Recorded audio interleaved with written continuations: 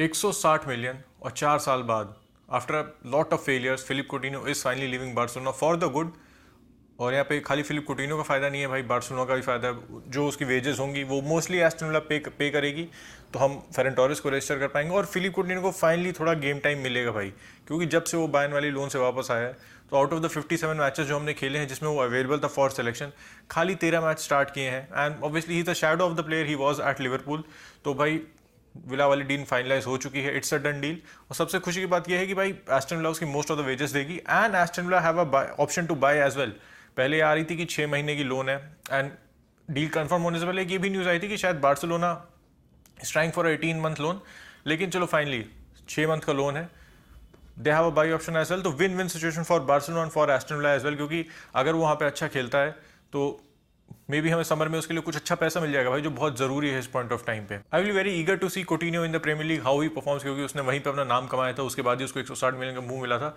तो मैं ये नहीं कह रहा कि वापस जाके जैसे लिवरपूल में खेलते तो वैसा खेलने लगेगा, लेकिन मैं चाहता हूँ सक्सेसफुल हो जाए भाई विला के लिए। And he helps Steven Gerrard, जिसका एक बहुत बड़ा रोल है इस डील होने में, क्योंकि भाई एज अ फुटबॉल फैन वो मुझे प्लेयर बहुत पसंद था। मैंने came to Barcelona I was very excited, लेकिन वही बात है कि हर मूव काम नहीं करता है। एक और जो ऐसा मूव है जो काम नहीं किया for Barcelona is obviously Ousmane Dembele. Contract वाली सिचुएशन भाई बढ़ती जा रही। और दो चीज़ें हैं जिसका सबसे ज़्यादा फ़ायदा उठा रहा है डेम्बेले का agent, that is his obviously आपको पता है कॉन्ट्रैक्ट खत्म होने वाले 6 महीने में। अभी उसे कोई as a free agent negotiate कर सकता है डील उसके साथ, क्योंकि जनवरी चालू हो चुका है।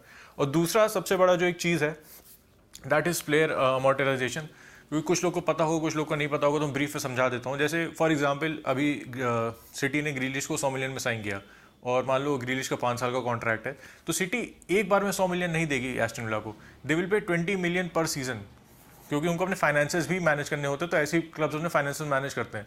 तो डेम्बेले वाले केस में भी बार्सिलोना ने यही किया था। डॉर्टमंड को 135 हमने एक बार में नहीं दे दिए थे, हमने 5 साल का कॉन्ट्रैक्ट था, हमने एक पर सीजन 27 करके दे रहे थे। तो इस सीजन के अभी भी 27 मिलियन बचे हुए हैं उसके देने के, एंड वो इस साल के फाइनेंशियल ईयर में जुड़ेंगे। तो अगर डेम्बेले नया कॉन्ट्रैक्ट साइन कर लेता है तो जो बचे हुए 27 मिलियन है ना, मान लो उसने 3 साल का कॉन्ट्रैक्ट साइन कर लिया, तो हमें अगले 3 साल में बढ़ जाएगा वो, तो दैट विल बिकम 9 मिलियन पर सीजन।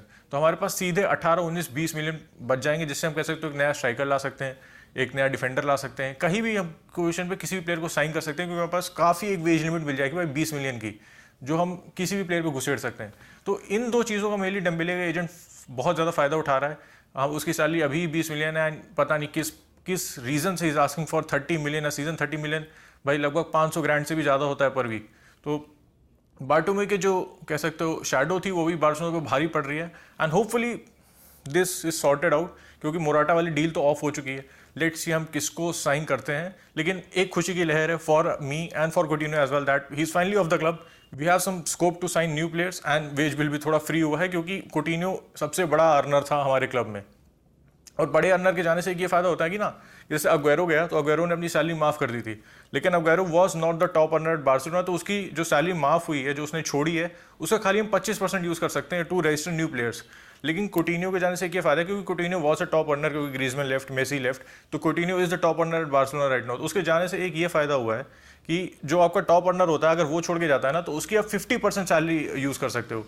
तो देखते हैं भाई, जो 50 फंड की हमें सैलरी मिली है obviously is a big thing for Barcelona right now, क्योंकि हम कहीं से भी 2, 4, 10 मिलियन कहीं से भी खींच के निकाल सकते हैं ना, तो that can do wonders for us in this transfer market world.